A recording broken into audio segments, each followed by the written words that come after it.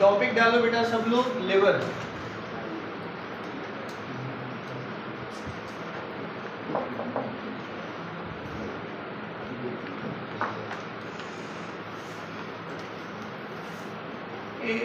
एक type of simple machines होंगी ये सब, देखिए कई प्रकार की मशीन्स को मतलब अलग अलग तरीके से हम समझेंगे कैसे काम करती हैं, वो सब का सब इसी क्लास ऑफ लिवर्स में आएगा। समझ रहे हो सर भैया? ठीक है, लिवर्स लिखिए, डेफिनेशन लिख लो पहले। A lever is a rigid, a lever is a rigid comma straight, rigid comma straight or bent bar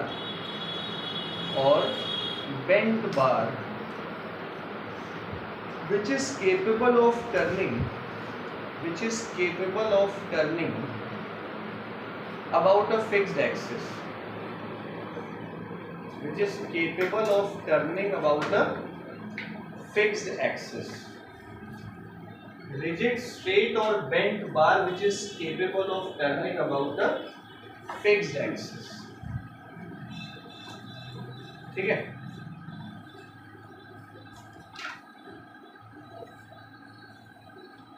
अलग अलग प्रकार की मशीन्स इस लिवर में आ जाएगा। तो उसमें वीडियो में क्या देख रहे हैं? कैसे सामने बैठ के पढ़ रहे हो? हाँ, देखिए principle of lever, principle of liver.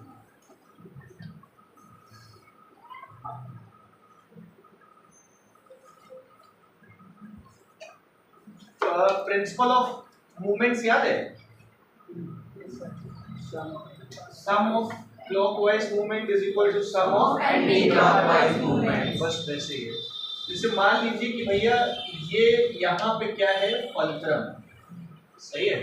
Fulcrum वो जगह है जिसके अबाउट रोटेशन होता है, ये फलक्रम हो गया, सही है। तो इस फलक्रम के एक एंड पे लोड लटका हुआ है, मान लो लोड, सही है। और फलक्रम के एक एंड से क्या लगाया जा रहा है, एफर्ट लगाया जा रहा है। तो मैंने बताया था फलक्रम से लोड तक की डिस्टेंस को कहते हैं लोड आर्म, सही है। और फलक्रम से लेके एफर्ट तक की डिस्टेंस को क्या कहेंगे, एफर्ट आर्म। तो ये वाला जो लोड है, नाक्षी देखिए बेटा, ये लोड क्रिएट करेगा एंटी क्लॉकवाइज मूवमेंट, और ये वाला जो एफर्ट है ये क्या क्रिएट करेगा, क्लॉकवाइज मूवमेंट। लोड क्रिएट करेगा anti clockwise movement, effort create करेगा क्लॉकवाइज मूवमेंट। फिलहाल के लिए मतलब बता रहा हूँ मैं, उल्टा भी हो सकता है, ठीक है। तो sum of anti clockwise movement produced by load और effort is equal to sum of clockwise movement produced by either. नहीं समझ में आया? वही प्रिंसिपल ऑफ मूवमेंट्स की प्रिंसिपल ऑफ मशीन भी है, या प्रिंसिपल ऑफ लेबर भी है। देखो clockwise movement of load about the fulcrum, clockwise movement of the load about the fulcrum, या उल्टा भी हो सकता है, ठीक है, is equal to the anti-clockwise movement of the effort about the fulcrum,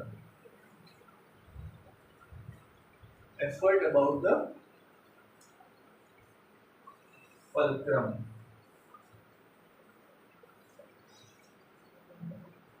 समझ आया? नहीं आया? नहीं है?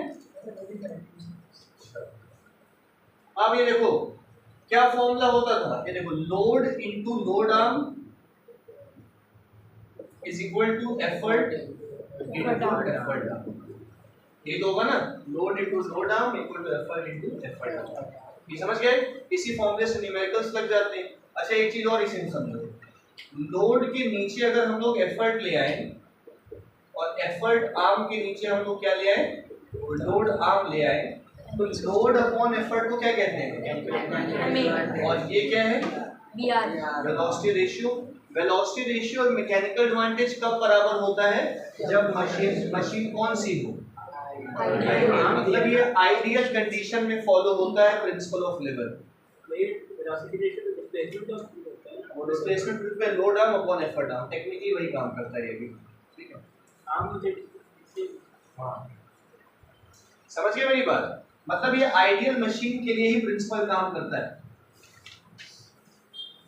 देख लो,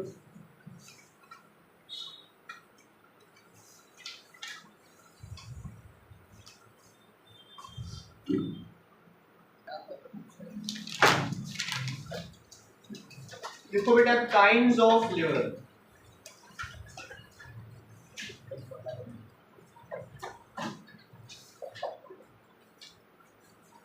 काइंड्स ऑफ लेवल, ठीक है। पहला लिखिए इसमें क्लास 1 लेवल।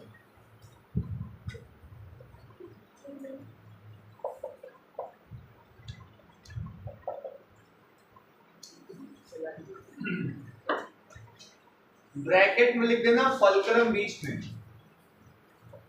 याद रखने में आसानी होगी। फलक्रम बीच में होगा, समझे? क्लास 1 लेवल के लोड और एफर्ट के बीच में कहीं फलक्रम होगा। इधर देखिए बोर्ड बेटा सब लोग, जैसे मान लो ये क्लास 1 लेवल है, एक रॉड है, एग्जैक्टली बीच में क्या है? फलक्रम। एग्जैक्टली बीच में ये लोड, तो ये load arm,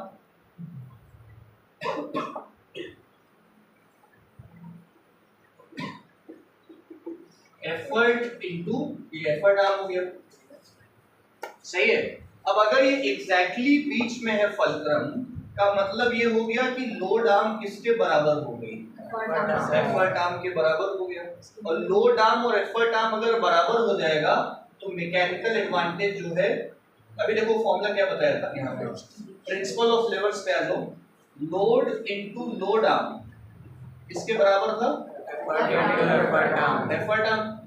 load upon effort is equal to effort arm upon load arm के बारे में बात हो रही है।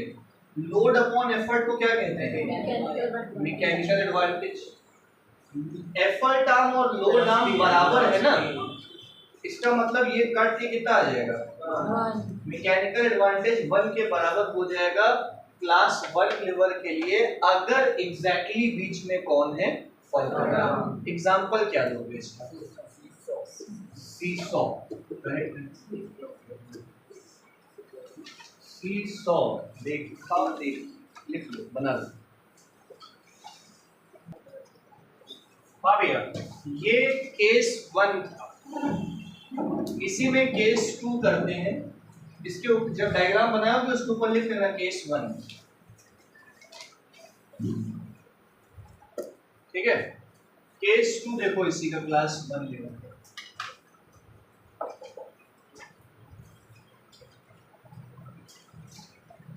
फलक्रम थोड़ा सा किनारे करते हैं, ये रहा लोड, इधर से लगा दिया एफर्ट, ठीक है बेटा। यहां से यहां तक हो गई लोड आर्म, यहां से यहां तक हो गई एफर्ट आर्म। कौन सी आर्म बड़ी है? Effort arm is greater than load arm, देखना बोर्ड पे, यानी कि effort arm divided by load arm is greater than, और effort arm by load arm को मैकेनिकल एडवांटेज बोला गया है। अभी तो बताया ना, effort arm by load arm क्या था? Mechanical advantage. एक फॉर्मूला है लोड बाय एफर्ट, और वो किसके बराबर होता है? Effort arm by load arm. तो मैकेनिकल एडवांटेज ग्रेटर देन 1 आया, इसका मतलब ये मशीन काहे का काम करेगी? फोर्स मल्टीप्लायर का। फोर्स मल्टीप्लायर का एक एग्जांपल क्लास 1 के लेवर का है प्लायर। एग्जांपल दे देना, प्लायर। प्लायर जानते हो? एक तरीके का प्लास, हाँ सही, प्लास बना लो, लिख लो, फिर केस 3 करो।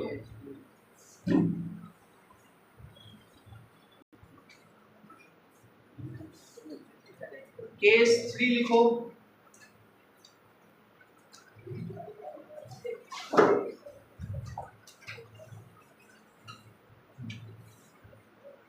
पिछली बार एफर्ट आर्म बड़ी की थी ना, अब की बार क्या करोगे?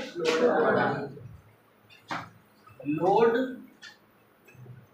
एफर्ट फलक्रम, सही है। तो लोड आर्म आपकी बड़ी हो गई, एफर्ट आर्म आपकी क्या हो गई? छोटी हो गई, सही है।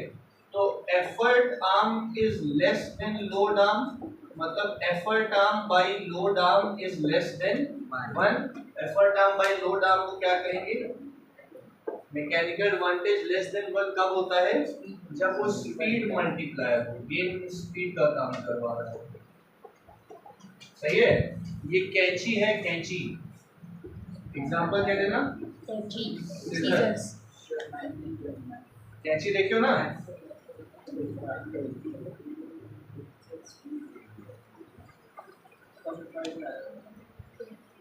कैंची बना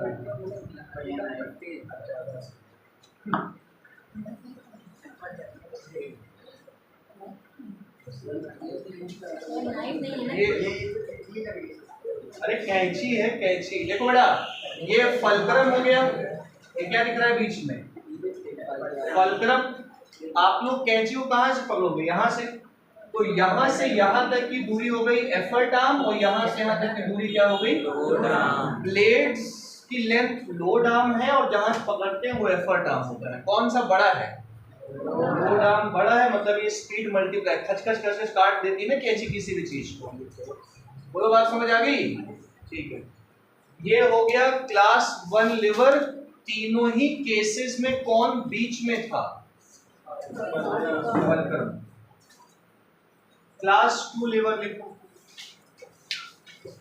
लोड बीच में,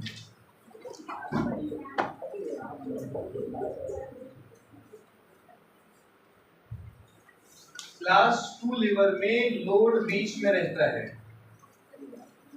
ठीक है।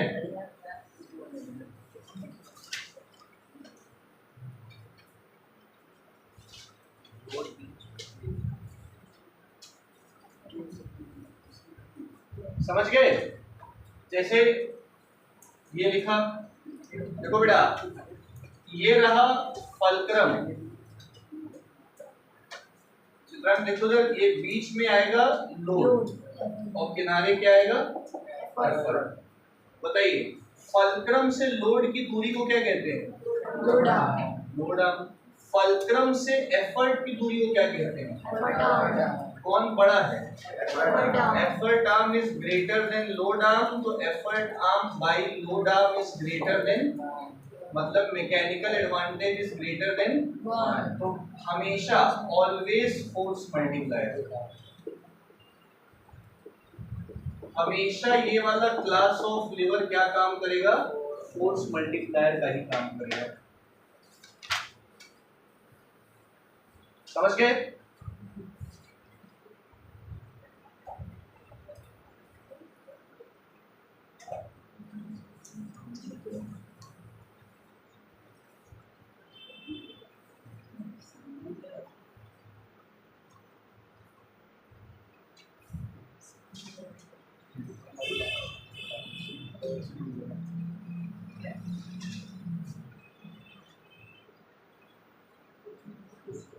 क्लियर हो गया? एग्जाम्पल क्या दोगे? बॉटल ओपनर,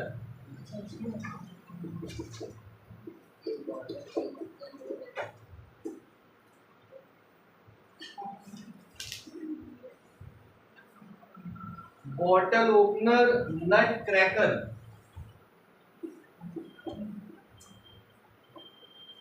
नट क्रैकर, नमकीन बिस्किट की बात नहीं कर रहे हैं यहाँ पे, समझे? नट को क्रैक करने वाला नट क्रैकर, जिसमें बीच में सुपारी रख के उसको काटते नहीं खट से, वैसे। तो फलक्रम सब में कहाँ होता है? किनारे। लोड कहाँ होता है? सब में बीच में। आगे समझ में? और इसमें इसमें किसमें? क्रोबार वो जैसे नहीं होता है, क्या कहते हैं? अलग अलग व्हील बैरो अलग, बार टू लिफ्ट लोड। अरे क्रोबार को अंदर उसमें लगाना पड़ता है ना, पहले से वो फलक्रम वहां पर मौजूद होता है।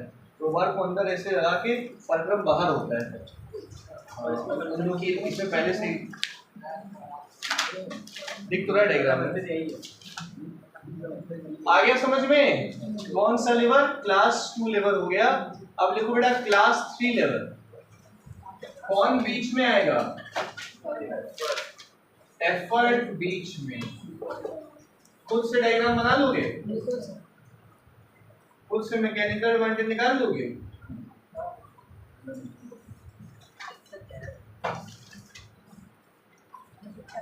फुलक्रम को किनारे रखना, एफर्ट बीच में लगाना और लोड किनारे। सही है?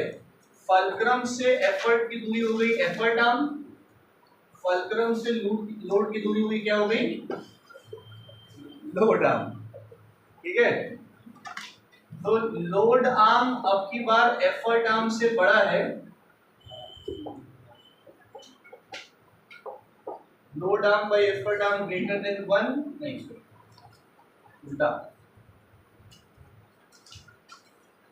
एफर्ट आर्म अब की लोड आर्म से छोटा हो गया, तो effort arm by load arm less than 1, mechanical advantage less than 1 हमेशा क्या काम करेगा?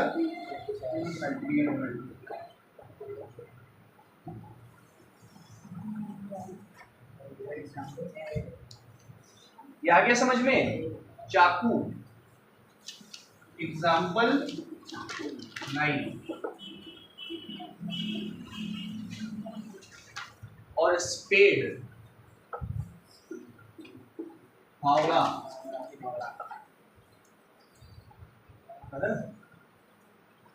आ रहा है समझ में? इन सबके डायग्राम बुक में बने हुए हैं, इसके अलावा और भी एग्जाम्पल दिए हैं, वो आप बुक से याद कीजिएगा।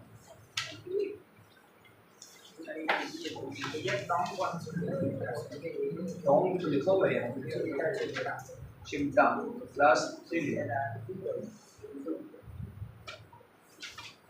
अच्छा, हमारे शरीर में भी कुछ हिस्से हैं जो क्लास 1, क्लास 2, क्लास लिवर की तरह काम करेंगे। बुक है सबके पास? बुक खोलो। क्लास 1 और स्टैंड होता है क्लास 2 और क्लास 3। करेक्ट है। ये जो हमारा सर है बेटा, ये जो हम नोडिंग कर रहे हैं, तो फुलक्रम कहाँ पे है? बीच में। फुलक्रम कहाँ पे? बीच में। तो हमारा जो ये नोडिंग ऑफ हेड है, ये क्लास 1 लेवल है। बात समझ आ रही है? और फिर हमारे जो टोज होते हैं, टोज को ऊपर करोगे तो लोड बीच में होगा। सही है? Class 2 level. और जो हमारे हाथ है, ये देखो फुलक्रम किनारे है, एफर्ट यहां से लगा रहे हो, लोड यहाँ है, तो ये कौन सा लेवल हो गया? है ना? तो क्या बोला आप लोग? एक चीज लिखो कॉपी में, हमारे शरीर में जो लिवर्स हैं वो किताब से पढ़िए।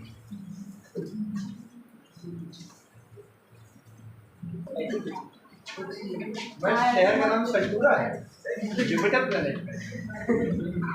चलो बेटा न्यूमेरिकल्स देख लो।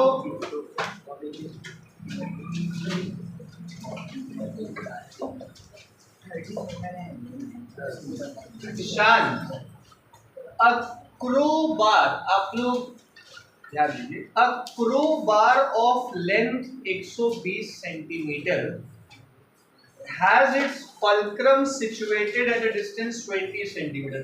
सब लोग अपनी अपनी किताब में क्रोबार का डायग्राम खोलो। पीछे क्रोबार का डायग्राम बना होगा, क्रोबार का डायग्राम ढूंढो। मिल गया? कौन सा क्लास ऑफ लिवर है? First class. तो क्लास 1 लिवर में फुलक्रम कहाँ पे होता है? बीच में। बीच में कहीं पे भी हो सकता है। तो ये तय बात है कि फुलक्रम बीच में है। एक क्रोबार की लंबाई है 120 सेंटीमीटर। हम लोग 120 सेंटीमीटर AB को कह देते हैं। AB इज अ क्रोबार, इसकी लंबाई कितनी है? 120 सेंटीमीटर। फुलक्रम बीच में है। The distance of fulcrum is 20 centimetre from the load। मान लो लोड यहाँ पे है, तो फुलक्रम से लोड की दूरी कितनी होगी? अब हमको ये बताइए फुलक्रम से एफर्ट की डिस्टेंस कितनी होगी? ये तो खुद ही समझ गए होंगे, 100 सेंटीमीटर। सही है? तो हमको बताओ भैया लोड आर्म कितने के बराबर हुआ? 20. Effort arm 100. अब बोल रहा है मैकेनिकल एडवांटेज बताओ. तो मैकेनिकल एडवांटेज का formula effort arm divided bye Load arm. Effort arm 100 है, लोड आर्म 20 है. मैकेनिकल एडवांटेज क्या आ गया? 5 का मतलब ये फोर्स मल्टीप्लायर का काम करेगा. क्या समझ आया डायग्राम? है ही नहीं, कुछ इजी न्यूमेरिकल्स है सारे. इसी डायग्राम है. हाँ, वो क्रोबार एग्जैक्टली मत बनाइएगा, अज्यूम कर लिख दीजिएगा. Consider a crowbar of length AB equal to 120 centimetre. वहां कहां क्रोबार बनाने बैठोगे ना.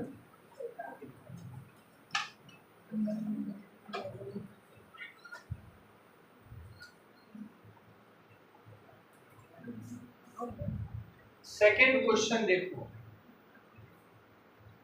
पिछला लिख रहे हो क्या?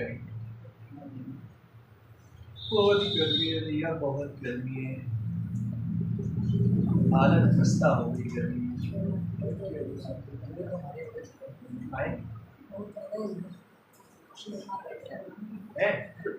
शेयर मार्केट गिर गया. अच्छा, तुमको क्या करना है उससे? तो कितना पैसा लगाया? खुद का लगाया 10 रुपए. आओ पढ़िए बेटा. Second question. A pair of scissors has its blades 15 centimetre long. अभी अभी एक बढ़िया सीजर बनाई थी. मच्छर लगेगी. यह तो सीजर बढ़िया. इसकी ब्लेड 15 सेंटीमीटर लॉन्ग है, ये सही है. और इसके हैंडल 7.5 सेंटीमीटर के हैं. इसका मतलब क्या क्या दिया है? लोड आर्म दिया है 15 सेंटीमीटर और एफर्ट आर्म कितना दिया है? 7.5 सेंटीमीटर. तो मैकेनिकल एडवांटेज का फॉर्मूला हो गया effort arm upon load arm 7.5 by 15 1 by 0.5 speed. इसका मतलब स्पीड मल्टीप्लाई 1 से छोटा आ गया. समझ गए? अब अगला वाला तुम लोग करो. अब नहीं समझ गए होगे ना कैसे होने लगा. करो.